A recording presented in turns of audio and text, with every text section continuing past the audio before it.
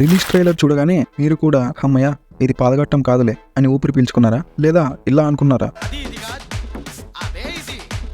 బేసిక్గా release trailer చూశాక first trailer చాలా మందికి నచ్చకపోవడానికి రీజన్ ఏమై ఉంటుంది అని ఆలోచిస్తే నాకు కొన్ని రీజన్స్ కనిపించాయి. స్టోరీ బేస్డ్ ట్రైలర్, స్టోరీలో ఉన్న డ్రామా, యాక్షన్ అండ్ ఎమోషన్ని బేస్ చేసుకుని ఫస్ట్ ట్రైలర్ కట్ చేశారు. సో స్టోరీ తెలిసిన వాళ్ళ పర్స్పెక్టివ్ ఇంకోలా ఉంటుంది. అందుకే కొన్ని ట్రైలర్స్ సినిమాలు చూసిన తర్వాత వాటి ఇంపాక్ట్ ఇంకా ఎక్కువ ఉంటుంది. ముందుగా ఛానల్కి కొత్తగా వచ్చి ఉంటే ఛానల్లో ఉన్న వీడియోస్ చూడండి. ఇలా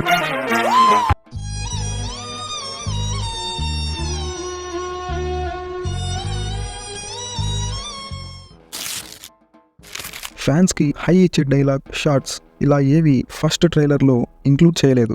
సింపుల్గా చెప్పాలంటే మన నీల్మామలాగా ట్రైలర్ కట్ చేయలేదు. మనకు కనిపించని హీరో అనిరుద్ధ్ కూడా స్టోరీ బేస్డ్ ట్రైలర్కి తగ్గట్టు బీజిఎం ఇచ్చాడు. మరి ట్రైలర్లో సీరియస్ డ్రామా ఉంటే హనుమతి హబీబు అని కొట్టలేదు కదా.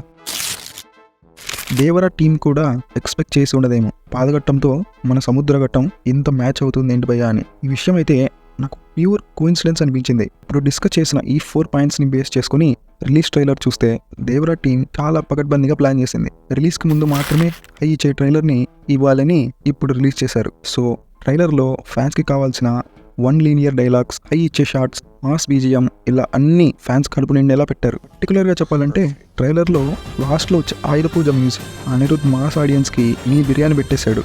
ముక్కలో చెప్పాలంటే విఎఫ్ఎక్స్ గురించి మర్చిపోయేలా చేశారు.